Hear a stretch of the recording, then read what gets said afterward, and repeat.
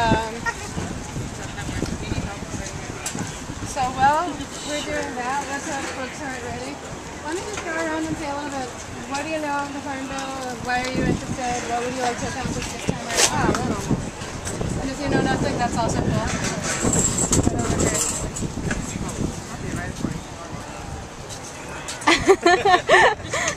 We can come back to you. Okay.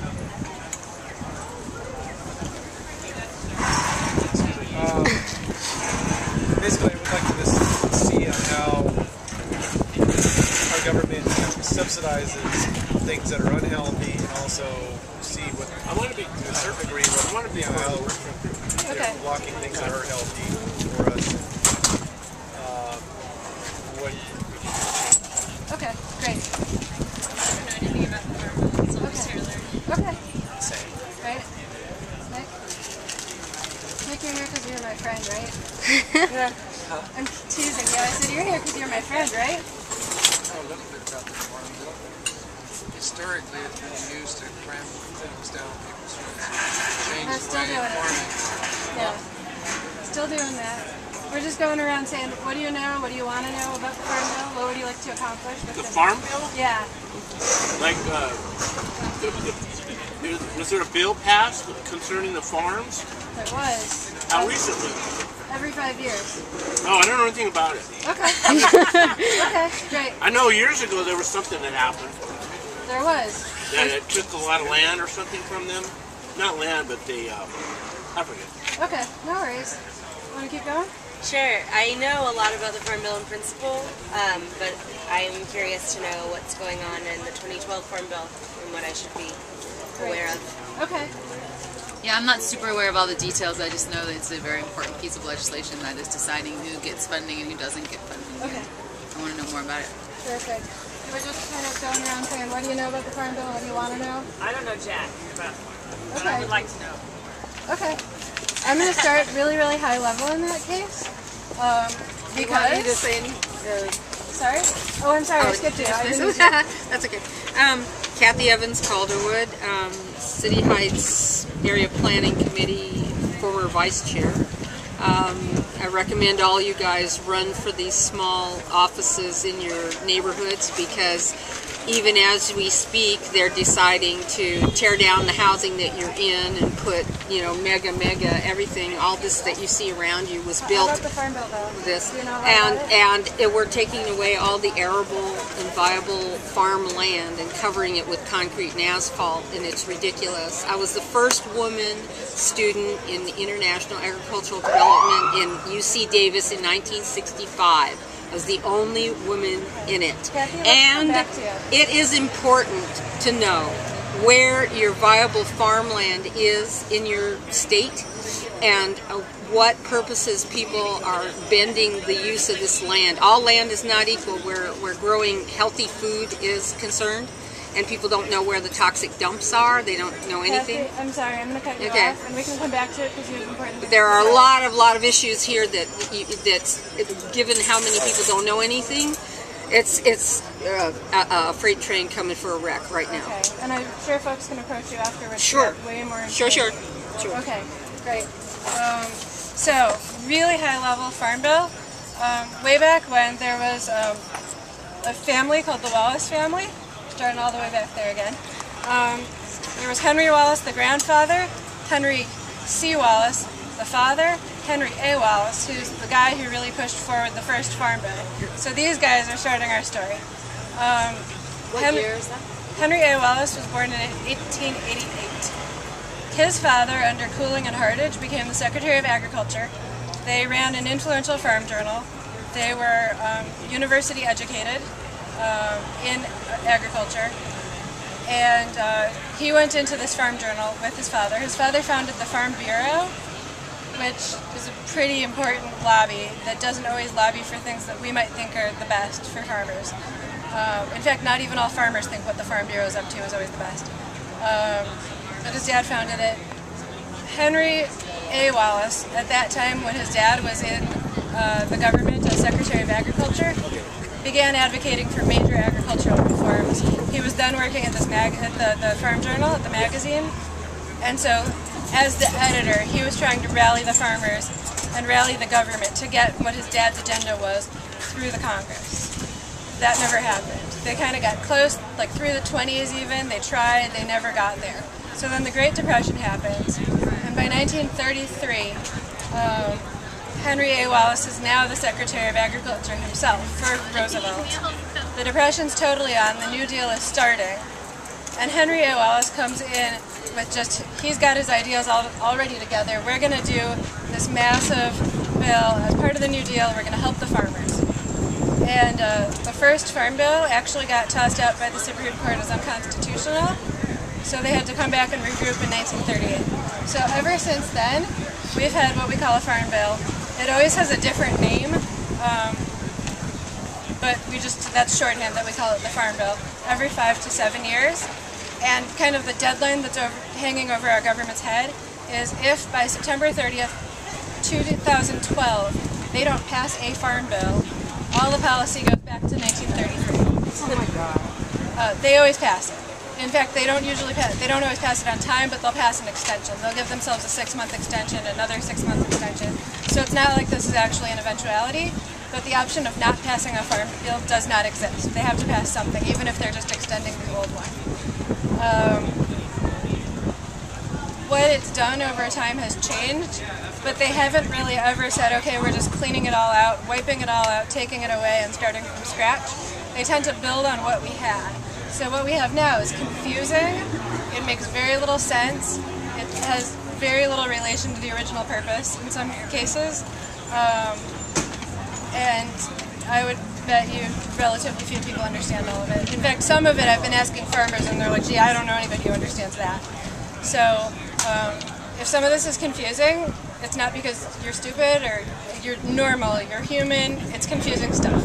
And I'm trying to not really drill down into those details that are very confusing, but I will email out some information that does get down into those details, that explains it in a pretty clear way that you can kind of take your time on if that's of interest to you.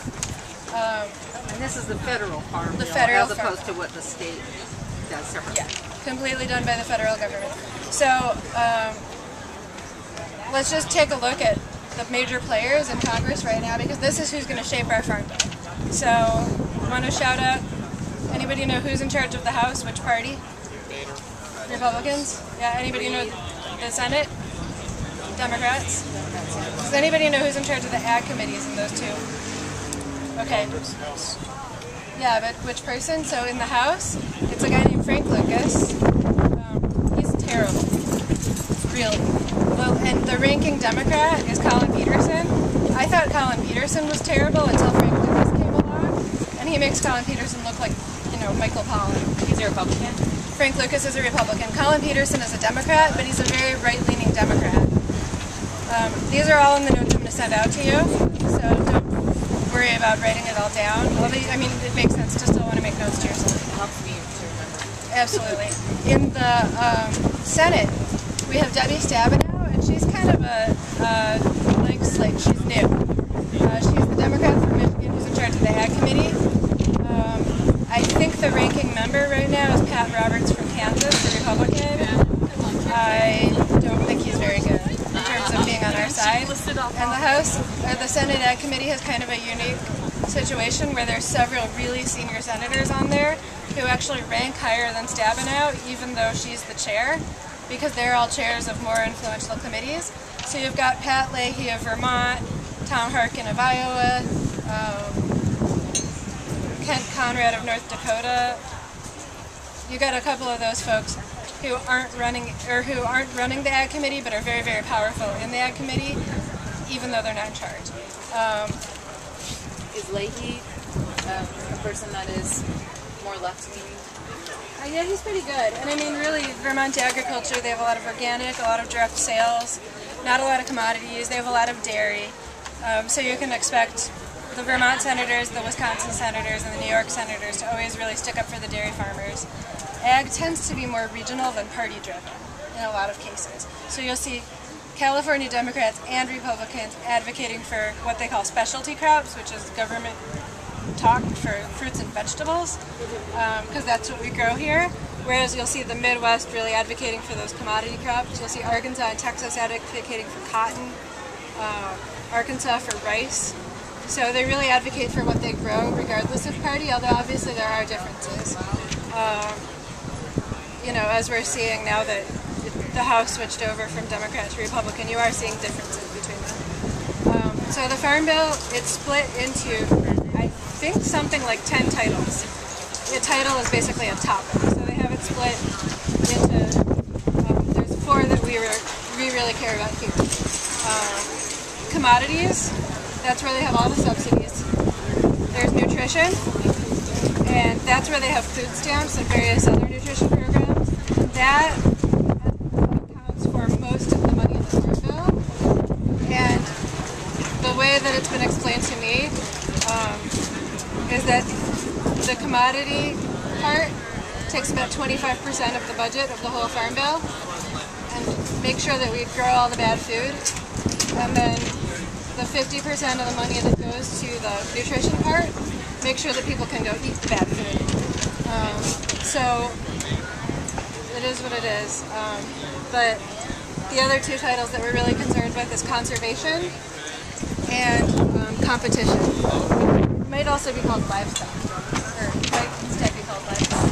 But those are kind of the 4 that we hear. The food stamps, just to clarify, was never passed to help people get food. It was helped to subsidize farmers who were rioting. But that's a whole story for another day. That's why it's so nutritionally bad and poorly thought out. Okay. In your third section, Sorry? you said conservation, and then you said something else. Competition. I think it's called competition. It might be called livestock. Okay.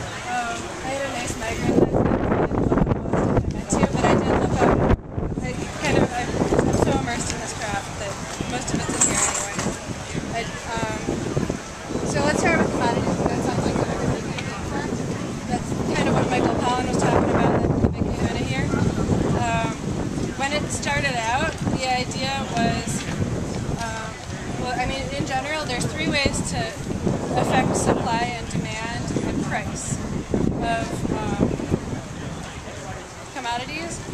You can do something to grow less, like pay farmers to take land out of cultivation. You can control the price, set a price floor, or you can increase the demand by buying up the commodities and sending them overseas as food aid, or giving them to the poor people, or giving them to the school programs. So those are essentially the 3 things. So no matter what a program does, that's essentially what they're doing. So in the old days, the good old days, Henry A. Wallace had this idea he got from, I think, Chinese history, called the ever-normal granary. And what he would do, and I don't know if this is exactly as he did it, but over time, this is what it was until we started dismantling it around 1972. You had a price floor, and it wasn't called a price floor, but the government would give a loan to a farmer. And that loan, there was a loan rate. So the loan rate would be like whatever a fair price for something is. So like $2.50 a bushel for corn, let's say. So you grow 1 million bushels. They multiply that by $2.50. Nobody would grow them. I don't think we'd grow 1,000 bushels, 10,000 bushels.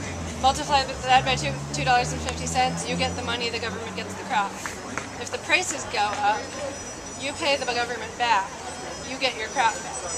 No farmer in their right mind would sell their crop for less than that loan rate because they could get that money from the government.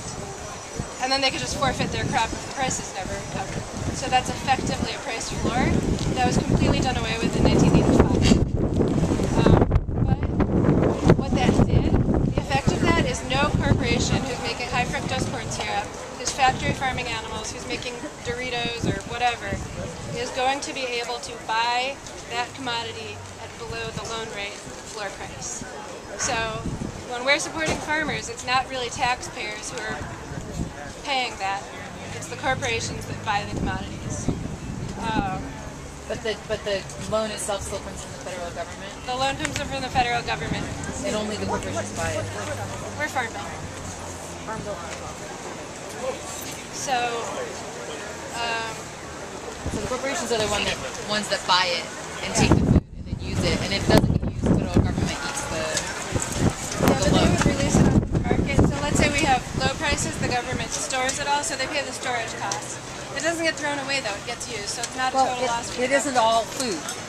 A lot of the crops that are grown, they're changing it to like ethanol production and growing types of crops that they're going from food production, They are now. from healthy food production to alternative fuels, which actually could be used from the waste of a regular crop. But you know, you know, just bending it to like a peacetime use of nuclear energy or something like that. Yeah, I mean, so ethanol, like Kathy mentioned, has increased dramatically in the last like decade. So now about 40% of our corn is going to ethanol. But historically, when we're talking like 1985, 1970 prior, that really wasn't on the table then. But so basically, the idea here though is prices are low. Farmers sell, you know, give their crops to the government in exchange for money. The government stores it. Prices go up. The government releases that crop onto the open market and lowers the price. Or, you know, if they have surpluses, they could also give it to the school lunch program, give it to the poor, give it to International Food Aid. So these are kind of the options there. That's kind of historically how it was. They have had set-asides where they would ask farmers to not grow on part of their land, and they would pay them to not grow. What that has mostly evolved into is true conservation programs, where if you have really environmentally fragile land, that's important habitat for animals, that's, you know, highly erodible, or for whatever reason really shouldn't have crops grown on it, your land will be prioritized for a conservation program, and the government will pay you about the equivalent of what you get otherwise in order to not grow there. And instead you have to do something with it, like have prairie or wetlands. I mean, you can't just like put a Walmart on it or something. It has to be like actually environmentally good. So that's where the conservation bit comes in. So when we're talking about money given to the farmers as a safety net, both conservation and commodities are both going to the farmers. So when we're talking about should we take money away from the farmers, a lot of times it would be a good idea to take money out of the commodity subsidies and put it back into the conservation. So the farmers still get it, but it's not promoting growing things that we don't need to make unhealthy foods. It's not promoting harmful land practices on really fragile land or anything like that. I'll go back to conservation later because that's only one type of program. So what they have now, up until in 96 we had a big shift. In 95 we kind of hadn't really signed on as a nation, or as Congress at least, to taking away subsidies. And we signed into the WTO, which started in 95, and said you can't have trade distorting price signals. Which is the World Trade Organization. World Trade Organization, yeah. So all of a sudden our commodities are WTO non-compliant, and we can't have these commodities anymore. So under the Newt Gingrich Congress in 96, which was very, you know, Republican, they did what they called the Freedom to Farm Bill. Some people call it the Freedom to Fail Bill, which that was the Farm Bill for 96. And they made a shift in this whole thing. They did what they called direct payments. This is the one when you read in like the Wall Street Journal or wherever, USA Today, you'll see a lot of editorials really bitching about farmers getting subsidies. And they'll be going, you know, farmers are getting the highest prices ever in history, and we're still paying out millions of dollars in subsidies, and some of them are, you know, they don't need it. We're paying them and they don't need it. Well, that's true. These direct payments were intended to kind of wean farmers off of needing subsidies and allow them to just sink or float with the free market system. It didn't really work, so we never got away from subsidies, but we also never got away from the direct payments. So the way you calculate a direct payment, it has nothing to do with the current price of the crop. It has nothing to do with how much you're growing this year, or if you're growing it at all. It only has to do with historically your yield and your acreage. And they have a number that they multiply by your historic yield and acreage. That's the direct payment amount that you get. So if you're a brand new farmer on land that has never been farmed before, you don't get a direct payment. And the direct payments go with the land, not the farmer. So if you're an experienced farmer, you sell your land to me, and you've been growing historically and getting direct payments, then now I'm going to get the direct payments. So it goes with the land. So this is something where it's not really it's not supposed to be impacting how much somebody grows or what the price is. It's just a payout to the farmers. And this is something where, so for the 2012 debate, So was this all because of we signed that World Trade Organization? yeah, very much because of it. And what was the clause that we were not compliant with? I remember? Because you're not allowed to have what they call trade distorting price supports. So we had subsidies that were designed based on, are the prices really low? Do you need a subsidy right now? Are you going to lose your farm? If you are, we're going to give you some money. That was kind of the old way. The new way, there's direct payments, and they're one of kind of 3 subsidies. So they're not the only payment getting paid out. But the idea was, we're going to give people these direct payments to kind of wean them off the subsidies, and this is your stopgap measure while you learn how to not need subsidies anymore. The direct payments didn't wean us off of subsidies and also never went away. So we still have the direct payments, and the farmers really kind of are getting the idea that they're not very easy to defend, especially 2011, 2010. We're having record high prices right now. A couple of years ago, corn was below $2 a bushel. Now it's above $7 a bushel. So The it's sale price? these are like corn futures on the commodity markets. So I mean, but the price the farmers are getting are just sky high at the moment. They're making a kill. For certain commodities. For a lot of them, because the thing is, when you have a high price for one, then everybody wants to grow that one, and then the others are more scarce. So then those prices goes up too. You know, if we have a lot of people growing more corn, maybe they're growing less wheat, less soy, less canola, less other things. So all of those other crops now have, you know, less supply compared to the demand, and their prices go up too. Are they in charge of regulating such things as when Monsanto comes in and tries to hog all the seeds and say that we own the patents for all these seeds and nobody can grow anything that we haven't produced, and they take everything else off the seed market? Is that regulation under the USDA, or is it a separate? Because people were saying, well, is this under Food and Drug, or is this under? You know, it's split. Yeah. I mean, a lot of our agricultural policy is split between different areas. None of that is under the Farm Bill, but the Department of Justice, they're looking at competition, and they have been looking at Monsanto.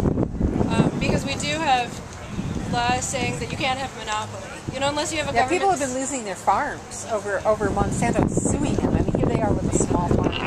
You know, they're saying, well, you're using seeds without our permission or whatever, and actually, you know, the small farmer can't fight them. I'm only talking about the small farmer because other corporations or banks actually own a lot of farms. Okay, so let's but just the small farmers' rights. You know, I was wondering where that jurisdiction came in. Let's save that, because that one's not actually in the Farm Bill. Okay. But we can talk about it Okay, later. so it's not in the Farm Bill. Let's not talk about it right now. Yeah, sorry about that. So, okay. So is anybody confused? Yeah.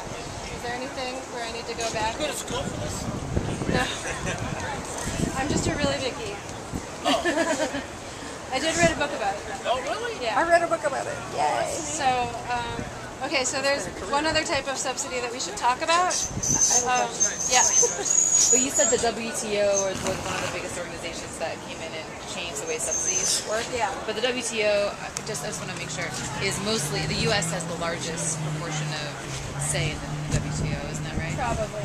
So it was in some way to our benefit or to our supposed benefit too.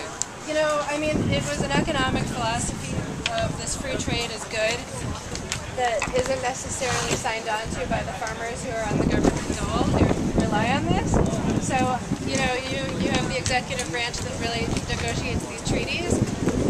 I mean, our benefit is in the corporate and federal lobbies. Yeah, the corporate federal lobbies. You know, so, and I mean, there is some benefit to ag because when they have free trade, then they can sell more, they can export more, so they're very pro-free trade. But, I mean, really, they did not have the buy-in from the ag committees when they were doing this. At all, anyway, right? What? Do they have representation at the WTO, like farmers? You know, I don't know that much about it. I know that's just the catalyst that drove that change. Yeah? Do you know? No, No, we're done. But go ahead. It's It's right that the price of the seeds and whatnot don't come under the farm bill. Yeah. But that's why the farmers still get it and they still go out of business. It's because the cost of all the inputs, they're what they put into it, still ends up being less than the price of what they get to sell it at. So they still end up going bankrupt, even when I'm sure there are better years than other years, but then they also have droughts and floods. And so the price of those seeds or whatever, and the other inputs because of the local green revolution. That's true. We should talk about parity really quick. Exactly. Now that you bring that up. Point. So parity means equality basically, and what we're talking about equality for is we want the farm safety net to be equal to what's fair. So they took a look at several good years, I think in like the 1915, 16, sometime around there. They took a look at some good years, looked at the farm prices, what they were then, and indexed it based on inflation, and said, okay, this is about what farmers should be making for a bushel of corn, for a bushel of wheat, for whatever. And then they indexed the subsidies with that, and that's called parity. So farmers often say, we want parity. They don't have parity. So right now, if the government wants to give them subsidies, they can say, well, we think this price is fair for a bushel of corn, and it might be way below, a parity price. Just like the minimum wage, if we don't raise it every so often, the minimum wage becomes less and less valuable as inflation happens. So that's what parity is. Parity is certainly something we should be advocating for. Probably not something we're going to get right now. In fact, I should have prefaced the conversation by saying, when we were talking about who's in charge, right now kind of the overriding attitude of Congress is cut the deficit, cut the budget. The Tea Partiers are really holding the government hostage. They almost shut the government down this weekend because they wanted to cut things. And we have really high commodity prices, so there's not a lot of sympathy for farmers. So a lot of this 2012 Farm Bill debate will not start until 2012 in Congress, which it's not too early to think about it for us. And all the farmer lobbies and everybody, they're all thinking about it right now. But they don't want to start the debate in this environment where there's this frenzy for cutting the budget. And the farmers are doing really, really well because they figure the farmers are going to get their budget cut. So that's the environment that we have right now. The idea that we would possibly get anything really awesome out of this next Farm Bill, like parity or whatever, not going to happen. The other thing that really puts a damper on our ability to control what happens is the WTO. And unfortunately, I don't have a better explanation than the one I gave. I talked to an expert in trade and agricultural whatever, and apparently there's not a real good simple explanation to give for the WTO. But in general, anything that's going to impact supply and demand or prices, impact the market, is not WTO compliant. The U.S. has no problem with passing stuff that is not WTO compliant. They get sued by Canada for it, they got sued by Brazil for it, they don't mind. But when we ask for something we want that they don't want to give us, they go, ooh, that's not WTO compliant. So it's a big excuse that they have. And my response to that is that maybe we need to take ag out of the WTO. Maybe we need to say that farm goods don't belong into the WTO. And you can't have subsidies for that, but that's a larger debate. That's not going to happen in the Farm Bill debate. So right now we really have our hands tied by that, as well as by this Republican budget-cutting Congress, and in general by the recession. If you just think about what happens in a recession, people make less money, so we're paying less in taxes. But there's also more people who are in need, so we have more people who qualify for food stamps, for Medicaid, for all of those things. So the government's paying out more. So the government, until we get out of this recession, tax revenues go up, spending on food stamps, entitlements, and whatnot go down. We're not going to get out of this budget deficit, even with a lot of cutting. So until we get out of the recession, the debate's not really going to move. Until we get the Republicans out of Congress, the debate's not really going to move. The likelihood that this happens by September 30th, 2012 is pretty grim. My best hope is that the bill does not pass by September 30th, 2012, and that they have to do a 6-month extension, which will push it into the next Congress, which might have a better makeup and be more favorable to what we want. So that's kind of the hope. Going back to the subsidies, the other type of subsidy is the one that Michael Pollan talked about. So instead of putting the burden to pay the full price of food on the people who buy the commodities, the businesses, we we put it on the taxpayers. We say we're going to set a fair price, and when the price goes below that, we'll pay you the difference. So a fair price is $2.63 for corn. It gets down to $2.50. We pay you the difference for every bushel of corn. And again, this one is also not having to do with your current production, but it does have to do with the current price. Like the direct payments, which don't have to do with the current price. So based on your historic production, when the current price gets bad, you get a payment. And the taxpayers foot the bill, not the corporations. And then there's another third subsidy where they just, prices get really bad, based on your current production, based on current prices, we'll pay you. But unless you have historic production on your land, you don't get that. Yeah. So if the price hits if the commodity hits the price, they don't get anything. They just get their payment for the amount that they sell. The direct payment. They wouldn't get anything from the government. And right now the prices are so high, nobody's getting anything except for a direct payment.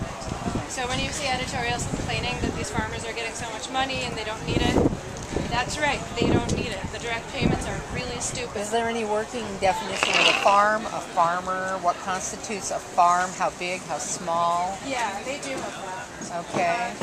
I don't have the specifics. Can I look it up and send it to you? Sure. Typically, if you're growing these commodities, I think you qualify. The USDA definition of a farm is somebody who makes $1,000 or more on agricultural goods. What?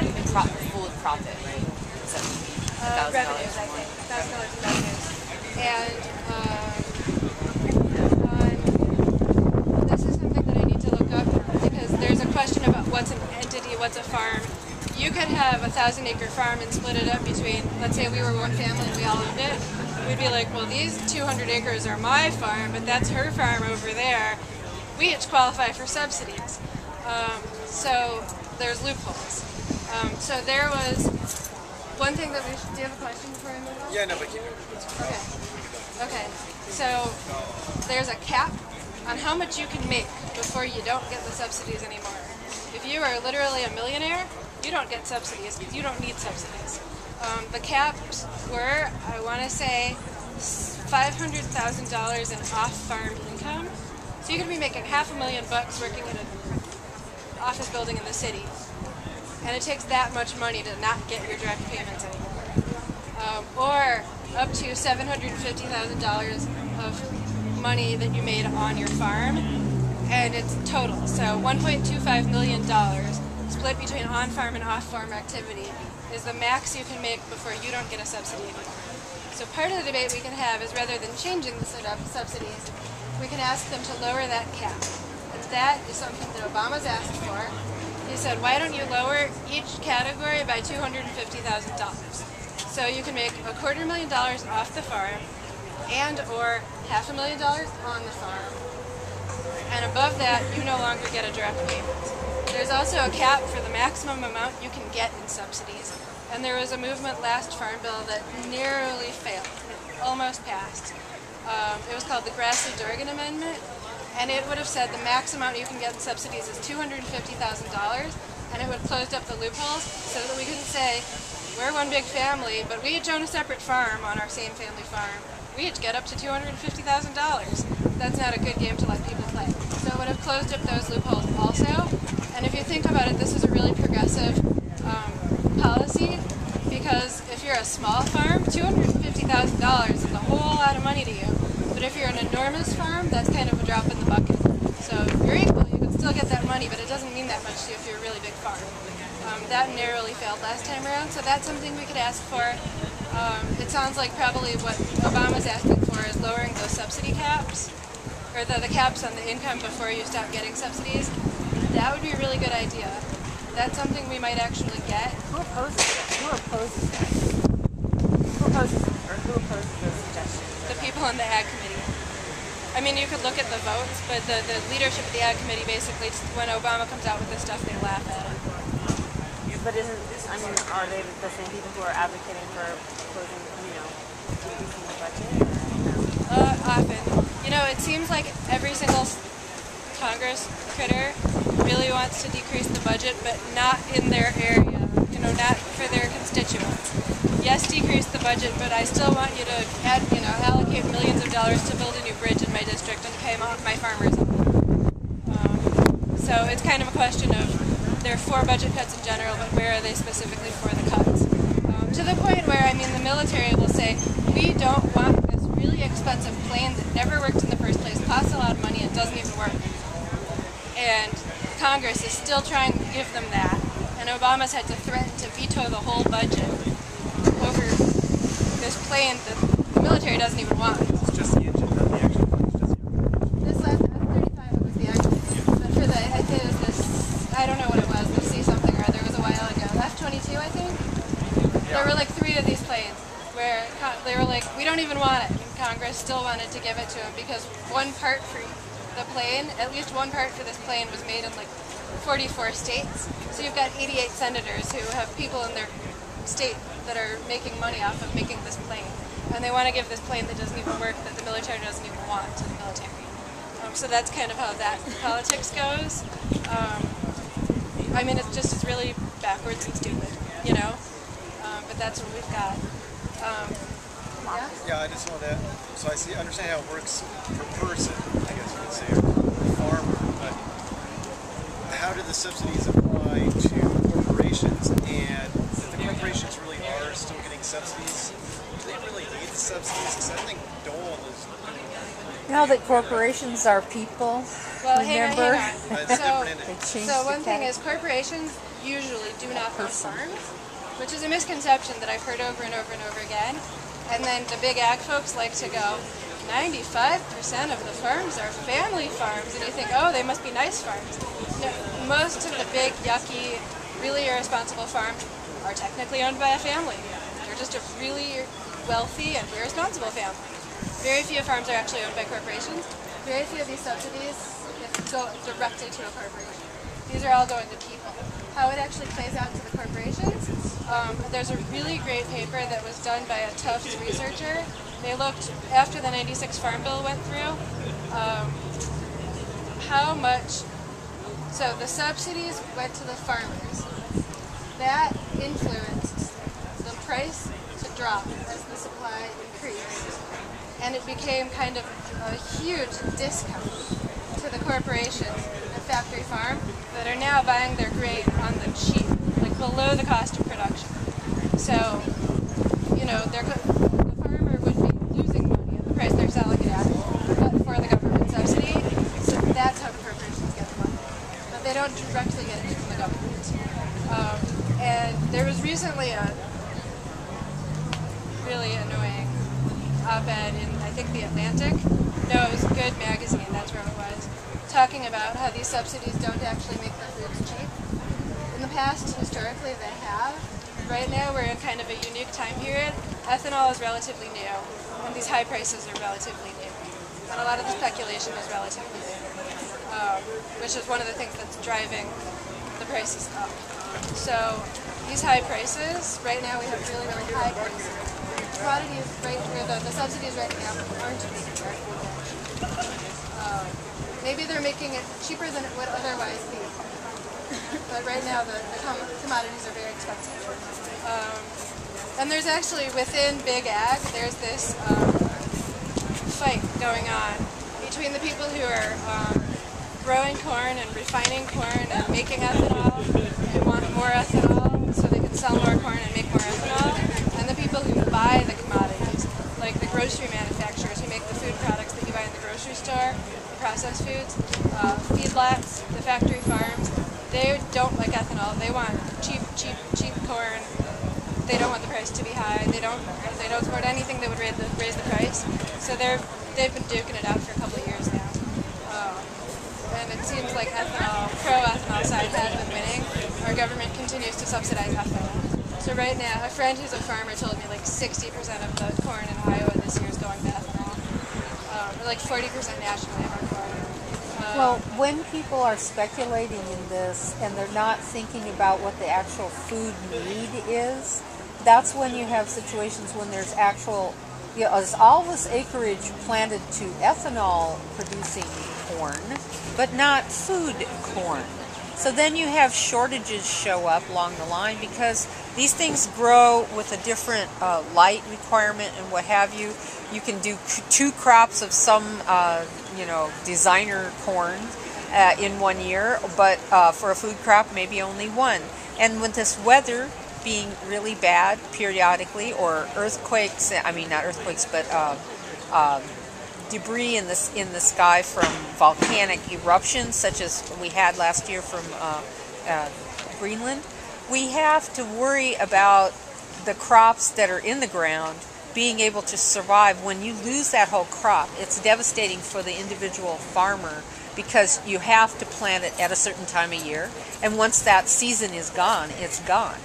But when it comes down to things like what happened under Reagan, when they shot all these primo dairy-producing cattle, and all that milk was like poured on the ground, rather than previously they would put it to food commodities and they would make cheese against a time of famine. Nobody's acting like there's going to be any more famines, and yet we're all surrounded by it. And when they prevent other people from planting or farming in a wise way with an eye to the future, holding back some of your seed for seed, and that's where Monsanto gets in the mix and brings a lawsuit against you because you didn't buy the next year's seed crop. You know, you have a right to develop your own seeds and not have part of a butterfly and a pig in your corn, etc., with genetic engineering. Yeah. Is there anything in the Farm Bill about, like, I feel like I just lost my train of thought, but about like heirloom seeds or like seed saving, or is that sort of a? And we need to see stuff like protections for heirloom. Yeah, which is more TRIPS than WTO. Yeah, that's not the Farm Bill. What I found, I went to Iowa. I'm writing a book about totally not this topic, but I did a whole chapter on Iowa, so I got schooled in all this stuff by the farmers there. Typically, so very, very often, what a farmer chooses to do is dictated by, they don't often own all their land. Often you'll have maybe 120 acres, 300 acres, something like that that you own, and you're renting the rest. And the price of rent is based on the maximum amount you can make on that land, which is based on corn, and it's based on either hybrid or GMO corn. So hybrids, you can't replant. You won't get the same yield. And the highest yielding corns that they have right now for these industrial corns are these hybrids. So you basically can't pay your lease.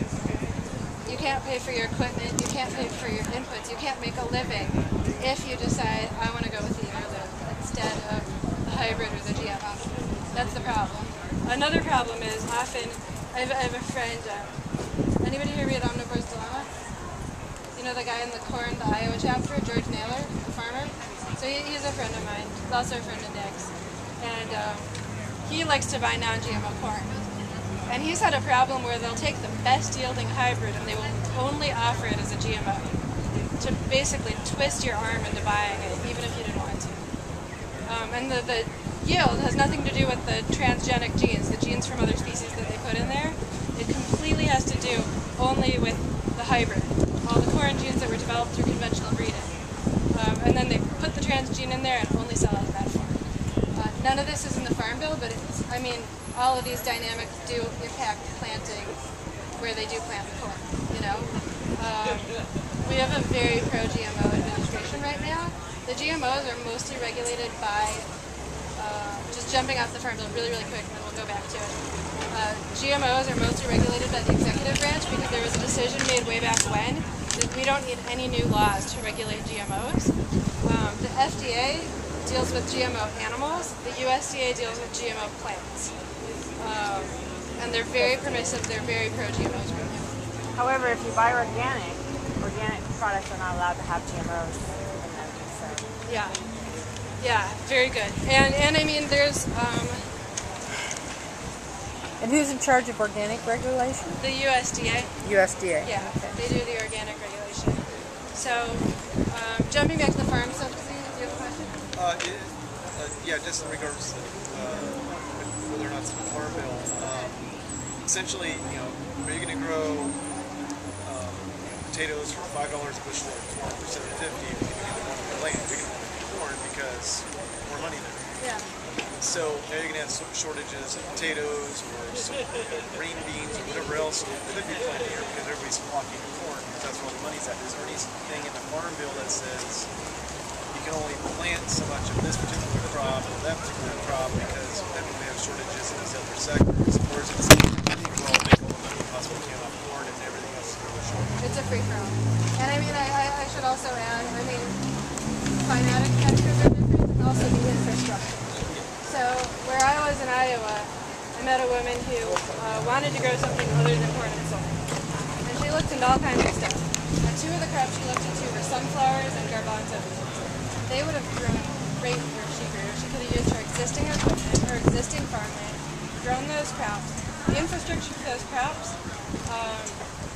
is in like the Dakotas. So then she would have had to truck it to the Dakotas to sell it to somebody, where they would do all the things that they need to do, whether it's pressing it into oil or whatever. So it's no longer profitable for her. So a lot of it has to do with infrastructure or area. And that also really made it difficult for people to grow organics. You have a local co-op that you can go and you can sell your corn to and it's easy. Or you can get a contract in advance with somebody to do organic and grow it organically and then you have to truck it somewhere to sell it to them. Then you have to have an arrangement with the Teamsters Union and everything, and the railroads, and it starts. Everything costs along the way. So then, whatever you're trying to make as money to put back in the next year is getting lower and lower and lower. Yeah. So when we asked a farmer, why do you grow corn, he says because the government tells me to grow corn, and through their policies, they basically do. I would say the check and balance on shortages is if nobody grew potatoes, the price of potatoes would get really high, and it would be super profitable, and everybody would want to grow potatoes. Yeah, but they're essentially now treating corn not really as a food crop, but as an energy crop. And there's no way in hell a potato is ever going to match up to an energy crop. I mean, they treat it like an industrial income. If I can feed my cows on corn, that's the cheapest, I will. And if I can do potatoes, I will. And, I even heard of them when corn got really expensive in LA, and I heard of them feeding them like desert and potatoes. So, wow. Go figure. Why the heck does Pringles have to have wheat in it? I have a gluten-intolerant husband who's trying to live on, no wheat, no gluten, and then you find that here's the product Pringles is potatoes and wheat. They had to stick the wheat in there somewhere, and so you really don't have honesty in reporting what the ingredients are, and people fighting like hell. The harder they fight to avoid having to say what's in it, that's where you should be looking with a fine-tooth comb. Have you ever seen a packaged ingredient label where soybean oil or cottonseed oil or canola oil or that throw a dart at the dartboard? Whatever was cheapest, we bought it this time and put it in that product. We'll pick any of the above. Any of which I'm allergic to. Yeah, and we'll just, any of the above. Do you have a question? Yeah, I'm wondering about, I guess nutrition is a big part of it, so is there something that we should be looking for in the 2012 Farm Bill about, like, food labeling, nutrition, or, Okay, so when they say nutrition, that's not actually food labeling. Their nutrition means feeding them. So it's like that's where SNAP falls under? Yeah, so SNAP is the new name for food stamps. The last Farm Bill renamed food stamps to the Supplemental Nutrition Assistance Program, or SNAP. SNAP is in the Farm Bill. Strangely enough, women, infant, and children is not in the Farm Bill. That is in the Child Nutrition Reauthorization that was passed last year, and that also does a variety of other child nutrition programs as well as food. So, but there's several. I mean, there's more than just food stamps. Food stamps is a big thing. My hunch is that we won't see that much of an improvement. There's not really a lot of talk on how to improve food stamps, other than just give them more money, give people more money. And right now, with the talk of Congress, WIC they're just talking got about cut, giving them less didn't it? money. Yeah. And WIC is one that has historically worked really, really well, whereas the food stamp program has not worked really, really well because there were so many loopholes in it, like people going and getting a $1 food stamp and using it to buy you know, a stick of gum so they could use the change to do something else. I mean, as a functional way that it had flaws in it. Whereas WIC seriously delivered nutrition in a measurable way with infant health improved. I mean, you know, and for people who do rely on it, SNAP is important. And I mean, I would say if there was ways that we could improve it, increasing the benefits, so increasing the amount of money each person gets. If you look at what they base SNAP on, the amount of money that each person gets, they have what they call the thrifty meal plan, or the thrifty food plan, something like that. And they look at what an average person, you know, a female child, a male child, a female teen, an adult, etc., what that person would need to eat to be healthy. And then they look at like the average prices for these things, or whatever the current prices are, and then they figure out how much it would cost to buy this thrifty food plan, and what it would cost, you know, for each, you know, for a family of 3 or 2 or 4 or what have you. And then that's how they determine how many food stamp benefits you get. But what they're not looking at is that prices are different around the country, and also not only just prices, but like you might not have access to a grocery store, so maybe you're going to the 7-Eleven where they have the prices all jacked up. For the types of the sizes in which the packages come, because I know from experience when you're buying things on WIC, you know, you get a voucher for a certain amount. Then you go into the most accessible store and you see that you can either get one that's 3 ounces more than that or 3 ounces less than that. So you always have to get the one that's less than that, so you're actually losing 3 ounces worth of value for your kid because that store takes some odd sized box of, say, cream of wheat, and that's what, you know, they'll sell you. That's what 7-Eleven is notorious for, having weird packaging sizes where you're getting one whole potato in a bag that is being charged the same as if you went to a regular grocery store and you got like a huge bag of, say, potato chips. So people don't know what exactly their money is being paid out for, and yet they're changing the packaging sizing more and more. That's more just WIC. So WIC isn't part of this. So WIC gives you food. They say this is good for this food, this is good for this other food. Food stamps gives you money. Go ahead and spend it. And you need to, certain stores are allowed to take food stamps, certain stores aren't. You know, you can't go to the fanciest restaurant in town and walk in with your food stamp and be like, I'm paying for it on food stamps. Looks like you have a question. So, in your eyes, you have some knowledge of what the farm is supposed to do and what it's actually doing. Would it be better to not have a farm at all? I don't think so. So, if you think about it as a matter of just national security as well as every other reason, if we let the free market regulate our farmers and they just rise and fall with the market, every time we have a crisis, we're losing farmers. Every single time. And it's not really an option to not have farmers. You know, if a widget maker makes widgets and they're not popular and nobody buys them anymore and they go out of business, okay. It's not okay to not have food. It's not okay to not have farmers. The conservation is actually really, really good. We should talk about that. What I would like to see, and what farmer friends who I've asked would like to see, are to kind of return to what we used to have, where we had that supply management system, that ever normal granary I talked about, where when we have low prices, we take it off the market, when we have high prices, we put it back on the market. Corporations, not taxpayers, are the ones paying for making sure that, you know, paying the farmer the fair price of the food. What else? We have parity. So we make sure that the farm safety net is, over time, the same amount, the same standard of living. It's not going to decrease with time as inflation happens. That's what I'd like to see. Our likelihood of getting this is roughly 0. So I would imagine this as kind of a multi-farm bill campaign. So right now we're educating ourselves, we're educating others, we're building awareness, we're building support.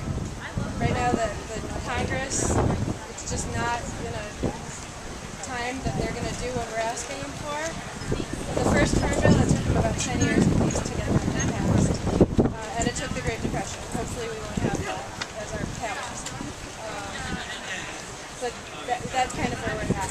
I think in the meantime, food stamp wise, I think more benefits for people so they can purchase healthier foods, better foods, and just, you know, lifting restrictions. Right now you have to be really, really destitute before you're eligible for food stamps. You can be hungry before you're that poor, probably, you know. Do we really need people to be that poor before they get the food stamps? So, you know, that's kind of another thing. San Diego County actually had the lowest participation rate for food stamps in the whole U.S. That largely has to do with state and local policies. They actually search your home if you're on food stamps. I think they fingerprint you, which makes people feel like a criminal, so that makes people not want it. Yep, and then they come and they check your home out to make sure that Usually you get fingerprinted after you've committed a crime, but this is because you may commit fraud in the future, which is the stupidest thing I have ever heard of in a free country. that's bad in home searches are worse. Yep. You know? It's just the excuse, it's the tactic that discourages. It's meant to intimidate you from even applying. There's no logical mentality. They've never caught anybody that way. It's always been employees in-house that have been the ones who perpetrated the fraud. It's not designed to prevent fraud. It's designed is to minimize the use of state. So food stamps is an entitlement program, which means they spend as much money as is needed. They don't budget a certain amount and then the state pockets the rest or something. So on this, San Diego, this is a huge reason when we're talking about why we should have more food stamp benefits. For every $5 put into food stamps, there's $9 circulated for daily costs. So this is a huge way to fight recession, grow our economy. So it's not just for the hungry. I mean, it's totally for the hungry, and we can't lose sight of that. But in addition to that, this is a major economic stimulus. If you want to put people back to work, put more money into food stamps. It is like the #1 way to put people back to grow the economy. So that's a huge thing that we have in our camp right now. The other things are that's more local, so that's not going to go in the farm bill because those regulations aren't for everybody who gets food stamps in the country. They're just put in by our granddad. Our hydroponics. The lowest participation rate in California, not just this county, not just in the United States. So it's not even California doing this, it's San Diego. Let's talk. Are hydroponics governed by the Farm Bill, or do you know?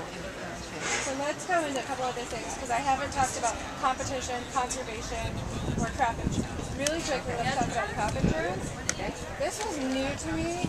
It's new in general. It's not really been talked about widely by like Michael Pollan or anybody yet, so it's probably news to everybody here, unless you're a farmer. So in the good old days, he's an author. He's like on Oprah, so people tend to hear what he said. He kind of popularizes this. Yeah. So it used to be that crop insurance didn't really exist for any sort of thing that all farmers would suffer from in an area at the same time. So imagine you have a big drought that affects all of Iowa. If somebody is insuring farmers against a drought in Iowa, they're screwed. They have to pay everybody all at the same time. So they would have to charge a premium that would be ridiculously high that the farmers would never pay. So they historically never insured farmers against loss of yield or loss of price, like loss of just revenue. The price goes down, you don't make a lot of money. Because all the farmers would get screwed at the same time, they'd have to pay it all out at the same time.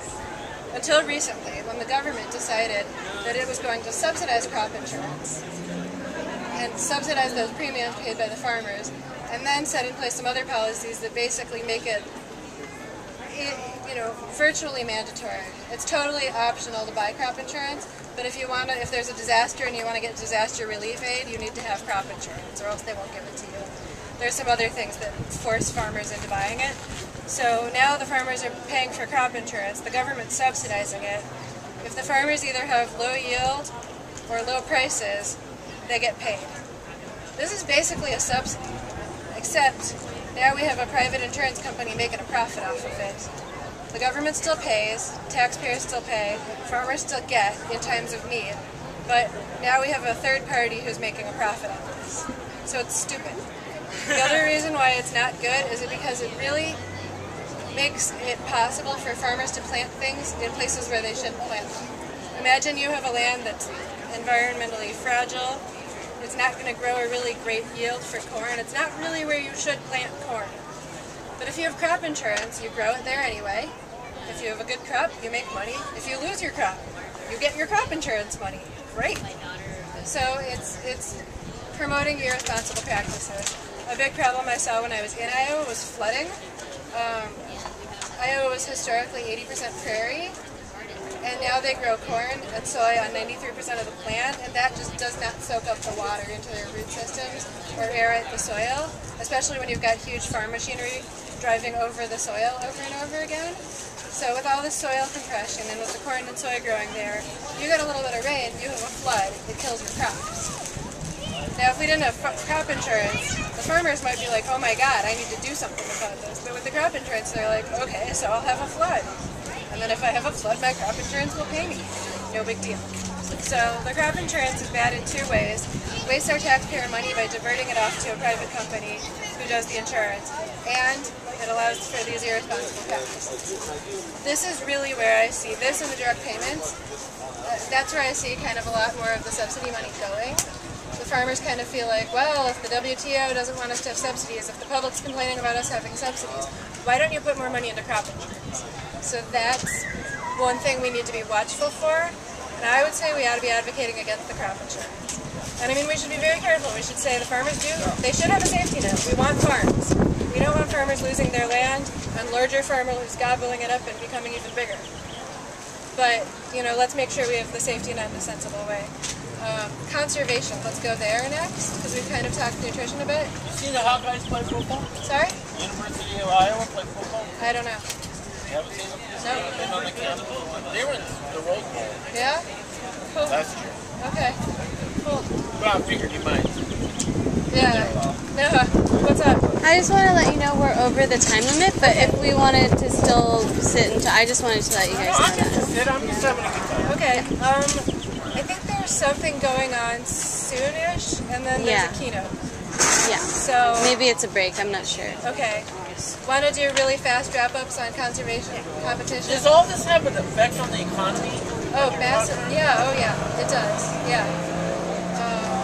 That's a little jobs bit about and, you know, the price of produce and all that stuff. It trickles down, right? Yeah, this does. It does. So, you talked a little bit about conservation already in the beginning. Can you just say that at the end? There's kind of two types of conservation programs. There are the we're going to pay you not to grow anything here programs, and the we're going to pay you to use good, sustainable practices where you're growing food. So most of them are that we're going to pay you not to grow, for like wetlands or grasslands or pollinator habitat or whatever. You've got really environmentally valuable, fragile land, we'll pay you not to grow there. There's one in particular that they're talking about cutting, because right now everybody wants to grow